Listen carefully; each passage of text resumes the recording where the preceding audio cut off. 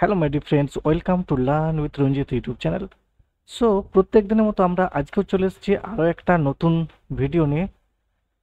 আমাদের MS word সম্পর্কে যে আলোচনা সেটা চলছিল, একটা সিরিজ চলছিল। আমরা এমএস ওয়ার্ড সম্পর্কে একটা কোর্স চালু করেছি, সেটা আমরা ফাইল মেনু সম্পর্কে জেনে নিয়েছি আগের ভিডিওতে। তারপরে আমরা পরের ভিডিওতে জেনেছি হোম মেনু সম্পর্কে, পরের ভিডিওতে ইনসার্ট মেনু এবং ডিজাইন, লেআউট, রেফারেন্স, মেইলিং।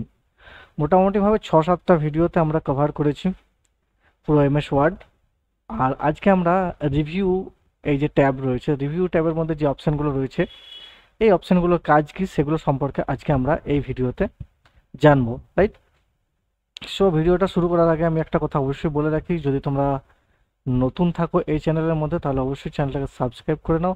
আর যদি তোমরা অলরেডি সাবস্ক্রাইব করে নিয়েছো তাহলে বহুত বহুত ধন্যবাদ তোমাদেরকে। আর একটা কথা বলে নিই, সেটা হচ্ছে যে ভিডিওটা অবশ্যই শেয়ার করে দাও তোমাদের ফ্রেন্ডের মধ্যে, যাতে তারাও এই ভিডিও দেখে উপকৃত হতে পারে, ঠিক আছে? সো চলো আমরা আজকে ভিডিওটাকে স্টার্ট করি। তা আমি একটা মোটামুটিভাবে একটা র্যান্ডম প্যারাগ্রাফ নিয়ে নিয়েছি যাতে বুঝতে একটু সুবিধা হয়, ঠিক আছে? এইভাবে এরপর আমরা চলে যাব রিভিউ ট্যাবে। রিভিউ ট্যাবে যাওয়ার পর দেখো এখানে কিছু গ্রুপ রয়েছে যেগুলো আমাদের অলরেডি থাকে, যেমন প্রুফিং, তারপরে এখানে রয়েছে রাউড অ্যালাউড স্পিচ, তারপরে রয়েছে অ্যাক্সেপ্টেবিলিটি, তারপর language, comments, markup, tracking, compare, protect, এই ধরনের কিছু অপশন রয়েছে। তো এগুলো আমরা স্টেপ বাই স্টেপ চলো একটা একটা করে শিখে নিই, রাইট? সো সবার প্রথম যেটা রয়েছে এবিসি, মানে এখানে স্পেলিং অ্যান্ড গ্রামার। এখানে দেখো আমি যে একটা র্যান্ডম টেক্সট নিয়ে নিয়েছি, এখানে এখানে কিছু আমি চেঞ্জেস করব, তারপর আমরা দেখব যে এই যে স্পেলিং অ্যান্ড গ্রামার অপশন রয়েছে এর কাজ হচ্ছে আমাদের যদি কোনো ওয়ার্ড বা কোনো কোনো শব্দে যদি ভুল থাকে তাহলে আমাদের সেক্ষেত্রে রেড চলে আসে, তাই না? যেমন এখানে রয়েছে আপনার প্রোভাইডস, তো আমার যদি এখানে ডিটা জি হয়ে গেল কোনো কারণে, তো আমার এখানে নিচে একটা লাল দাগ আসবে। সাপোজ পাওয়ারফুলে ইটা যদি এখানে আমার টি হয়ে গেল, তাহলে এখানে লাল দাগ আসবে, ঠিক আছে? এখানে রয়েছে প্রফেশনালি, আমাদের এখানে এসটা ডি হয়ে গেল, তাহলেও লাল দাগ চলে আসবে। এখানে যেমন নিচে চলে যে ম্যাচিং, এখানে এম এ টি আছে, এখানে তেমন ডি ভি দিয়ে দিলাম, তাহলে এখানে এইভাবে আমাদের লাল দাগ চলে আসে, তাই না? আর যদি এগুলোকে আমরা ঠিক করতে চাই তাহলে সেক্ষেত্রে অনেক সময় লাগে। ধরো একটা পেজ থাকলে তো তুমি ইজিলি এইভাবে ঠিক করে নিতে পারবে। যদি আমাদের অনেক থাকে, মানে ধরো সাপোজ এখানে 100-200 পেজ রয়েছে, আর সেগুলোকে যদি এখন আমাদেরকে ঠিক করতে হয় সেক্ষেত্রে আমাদের সমস্যা হয়ে যায়, ঠিক আছে? তো সেইগুলোকে আমরা খুব তাড়াতাড়ি এখান থেকে ঠিক করতে পারবো এই অপশন থেকে, স্পেল অ্যান্ড গ্রামার থেকে, ঠিক আছে? কিভাবে করব সেগুলো দুটো অপশন রয়েছে, সেইভাবে আমরা করে নেবো, ঠিক আছে? আহ, যদি আমরা F7 দিই তাহলেও এটা কাজ হবে, না হলে আমাদেরকে এখানে ক্লিক করলেই হবে, রাইট? এই যেখানে আমার যে অপশনটা এখানে সিলেক্ট হয়ে গেল, এখানে যে প্রোভাইডস ছিল সেটা, তো এখানে রয়েছে ভিডিও, তারপরে রয়েছে এখানে এই অপশনটা, এখানে রেড ব্যাক দেখাচ্ছে, দেখুন এই প্রুফিং বলে একটা অপশন আমার এখানে খুলে গেছে এখানে। আর যদি এখানে তোমরা এই যে স্পিকারের মতো অপশন রয়েছে এখানে যদি ক্লিক করো তাহলে দেখবে ওই শব্দটা, মানে ওই যে সেন্টেন্সটা রয়েছে এটা তোমাকে শোনাবে, ঠিক আছে? এবং নিচে তোমাকে সাজেস্ট করবে, সাজেশন কিছু ওয়ার্ড দেবে যে এই শব্দগুলোর মধ্যে তোমাদের কি দরকার আছে, তাহলে সেটা ক্লিক করতে পারো, তাহলে তোমার এই ওয়ার্ডটা যে রয়েছে সেটা ঠিক হয়ে যাবে। আদারওয়াইজ তুমি যদি ভাবো না আমি লাল দাগটা কোনো রকম করে এই ওয়ার্ডের মধ্যে আমি ঘোচাতে চাই, আর আমার যে স্পেলিংটা আছে সেটা যেন যেমন আছে সেরকমই থাকবে, তাহলে তোমাদেরকে কী করতে হবে, এখানে এই যে নিচে রয়েছে এই ডান দিকের, সেখানে ইগনোর ওয়ান্স বলে অপশান রয়েছে, এখানে যদি আমি ক্লিক করে দিই তাহলে কিন্তু এই রেড দাগটা এখান থেকে চলে যাবে, ঠিক আছে? রেড, এখন প্রশ্ন হলো রেড দাগটা আসে কেন, নিচের যে একটা লাল দাগ রয়েছে এটা আসে কেন? কারণ এটাতে গ্রামেটিক্যালি ভুল রয়েছে।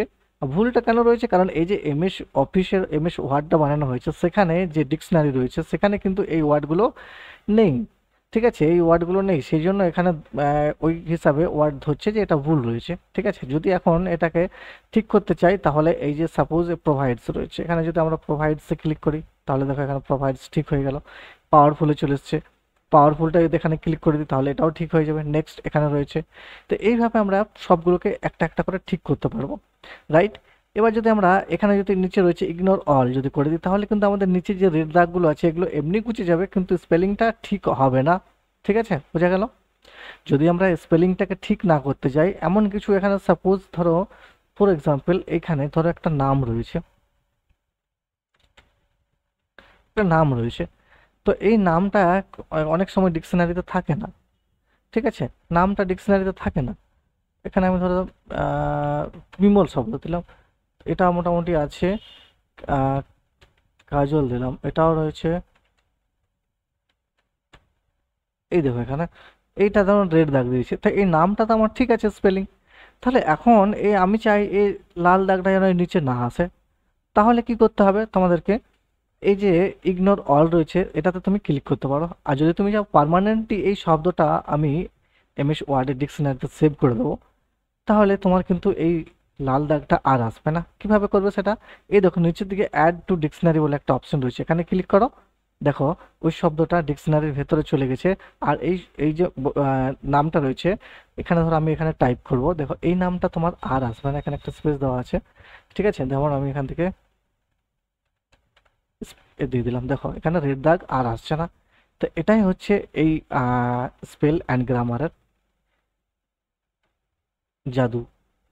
ঠিক আছে, তো এইভাবে আমরা কিন্তু খুব সহজেই আমরা জাস্ট কয়েক ক্লিকের মাধ্যমে আমরা নিজেদের যে ডকুমেন্টস রয়েছে বা চিঠি হতে পারে বা কোনো অ্যাসাইনমেন্ট পেপার হতে পারে, যা খুশি হতে পারে, তাদের যে স্পেলিং রয়েছে বা গ্রামাটিক্যালি যে ভুল রয়েছে সেগুলো কিন্তু আমরা ঠিক করে নিতে পারি ইজিলি।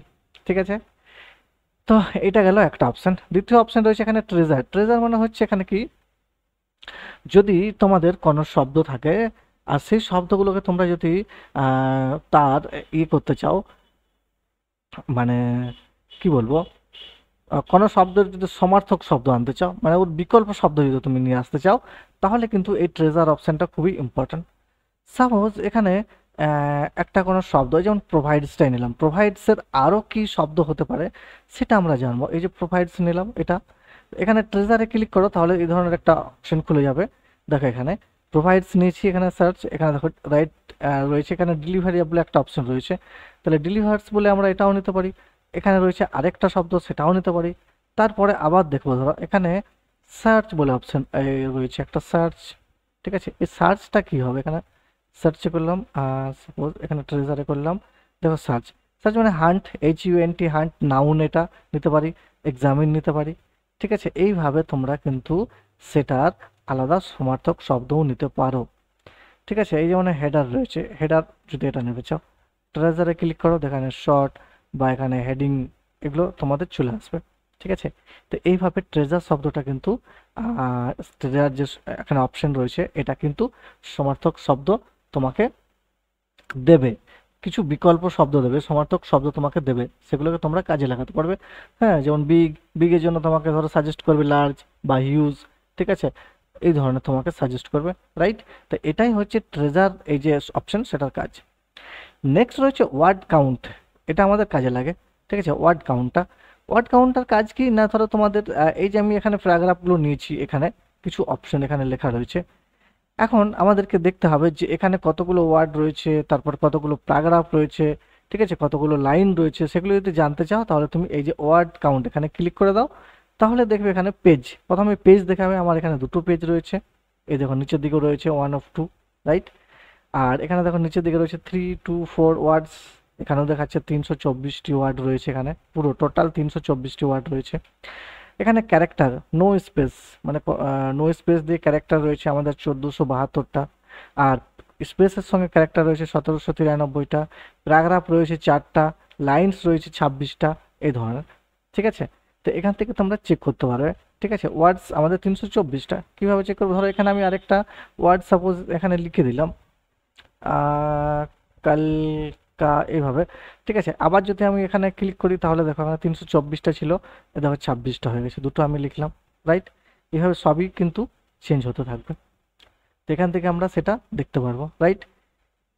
এরপরে যে অপশানটা রয়েছে সেটা অনেক ইম্পর্টেন্ট তাদের জন্য, যারা যারা এটা পড়তে চায়। সাপোজ ধরো তুমি একটা ডকুমেন্টস নিয়েছো, স্টুডেন্টদের জন্য এটা খুবই ইম্পর্টেন্ট।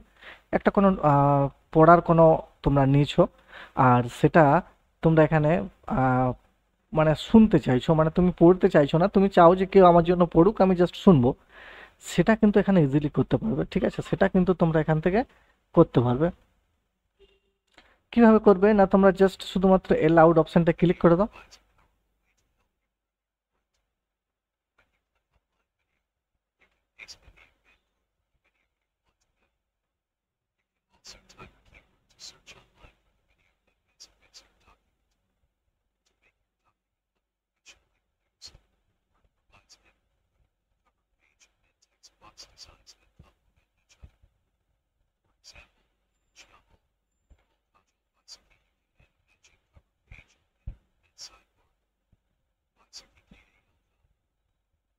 বোঝা গেল?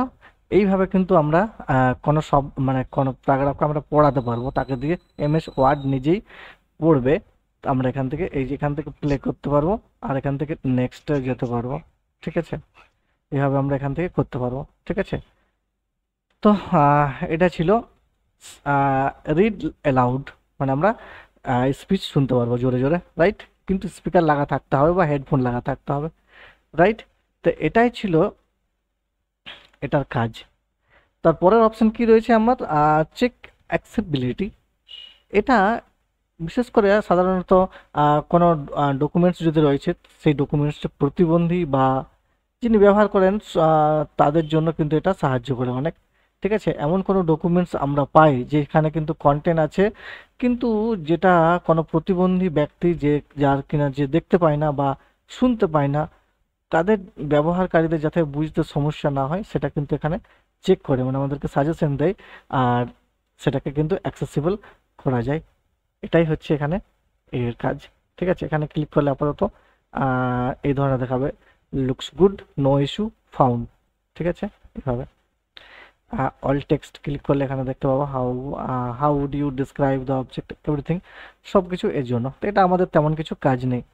নেক্সট এখানে রয়েছে আরেকটা অপশন, সেটা হচ্ছে ট্রান্সলেট অপশন, কিন্তু এটা এখানে কিন্তু হাইলাইট নেই, এটা ক্লিক করা যাবে না, রাইট? এটার কাজ কি, এটা ইন্টারনেট কানেকশন থাকতে হবে, তারপর তোমরা এখান থেকে ইউজ করতে পারবে। এটার কাজ হচ্ছে তোমরা এই যে আমাদের সেন্টেন্সগুলো লেখা রয়েছে বা টেক্সটগুলো রয়েছে, এগুলোকে আমরা কনভার্ট করতে পারবো English to Bangla, English to Hindi. ঠিক আছে, এগুলো যেহেতু আমার ইংলিশ আছে, বাংলা টু ইংলিশ, এইভাবে কিন্তু এখান থেকে ট্রান্সলেট করা যাবে।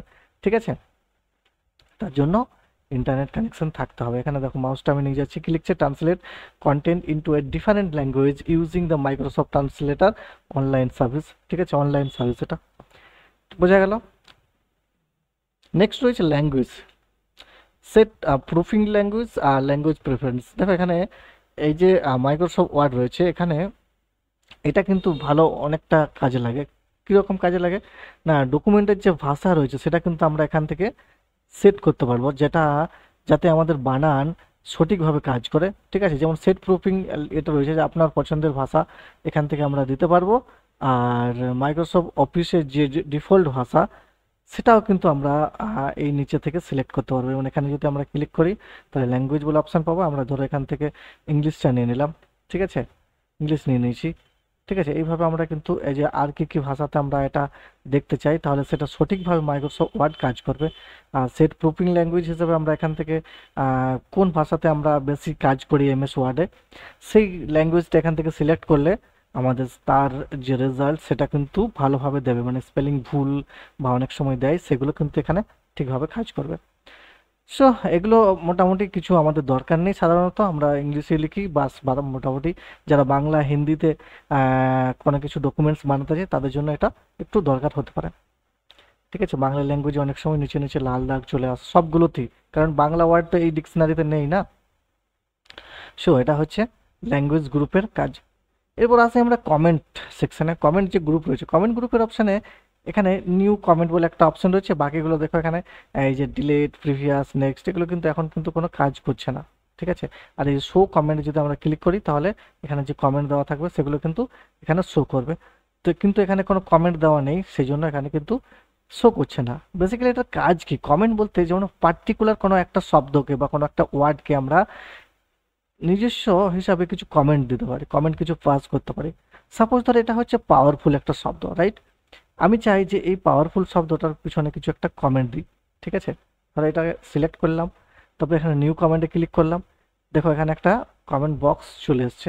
ঠিক আছে, কমেন্ট বক্স, চলে এসছে। এবারে এখানে পারলে তোমরা এই শব্দটার সম্পর্কে কিছু লিখতে পারো, যেমন পাওয়ারফুল। এখানে ধরো এখানে কিছু একটা তোমরা লিখতে পারো কমেন্ট, ঠিক আছে?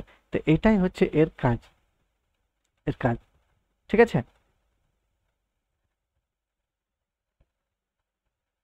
এরপর ধরো আমি সার্চ অপশানটা কমেন্ট দেবো, ঠিক আছে? সার্চ অপশানটা কমেন্ট দেবো, তাহলে সার্চে যাও, আবার নিউ কমেন্ট।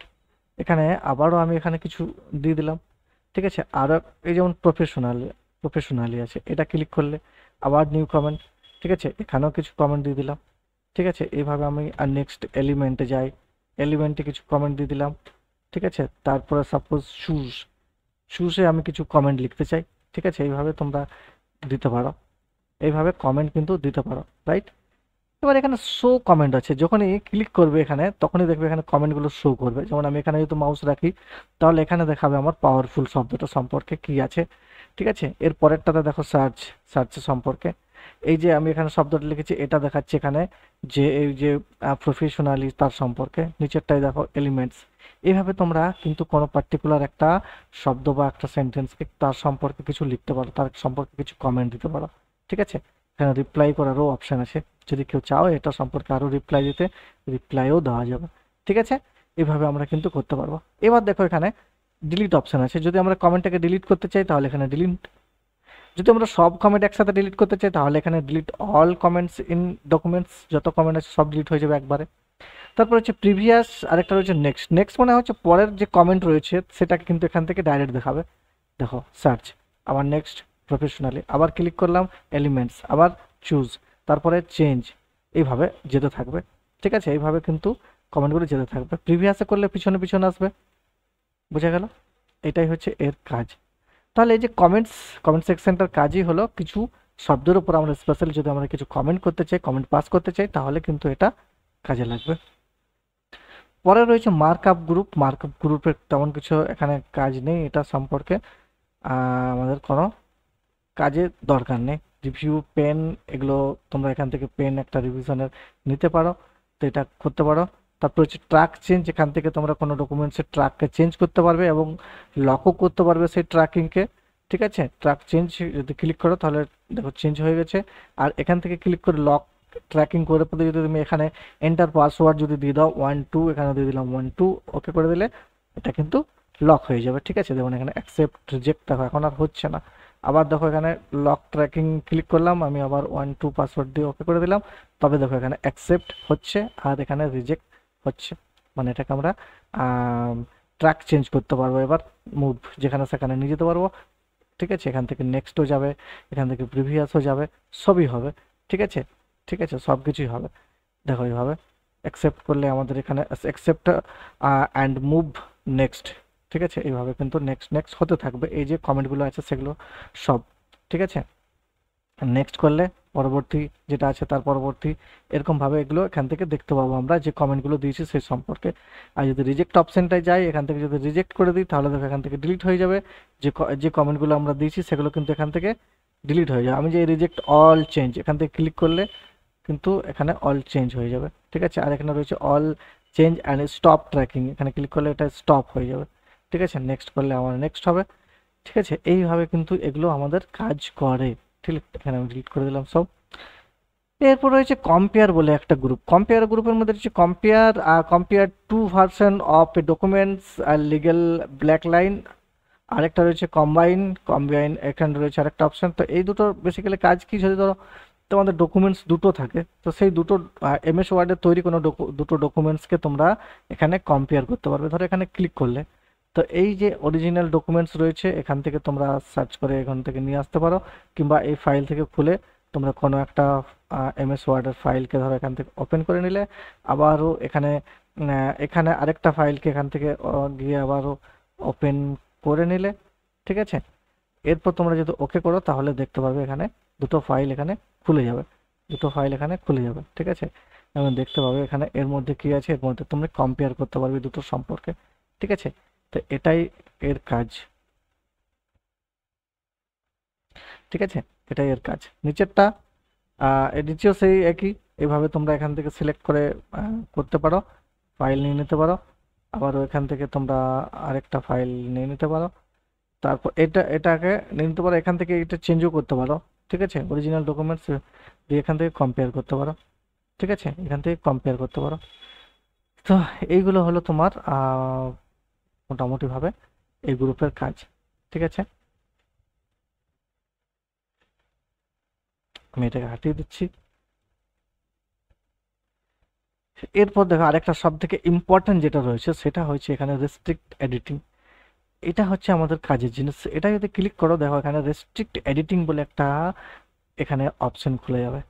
এর মধ্যে একরকম রয়েছে ফরম্যাটিং রেস্ট্রিকশন। যদি আমরা এখানে এই যে আমাদের যে হোম মেনুর মধ্যে যে ফরম্যাটিং টুলবারগুলো রয়েছে সেগুলো যদি আমরা লক করতে চাই এই ডকুমেন্টের মধ্যে, যাতে আমার এই ডকুমেন্টসটাকে কেউ এডিট না করতে পারে, এখানে ফরম্যাটিং মানে ফরম্যাট করতে না পারে, ঠিক আছে, তাহলে কিন্তু আমরা এখানে টিক করে, আর এখানেও আরেকটা রয়েছে allow only this type of editing in this documents editing restriction. আমরা যদি দুটোই টিক করে দিই তাহলে কিন্তু আমাদের এই যে ডকুমেন্টসটা রয়েছে সেই ডকুমেন্টসটা কিন্তু কেউ যদি কেউ কিছু চেঞ্জ করে তাহলে কিন্তু আমরা দেখতে পাবো। তাছাড়াও এখানের অপশানগুলো কিন্তু কিছু কাজ করবে না।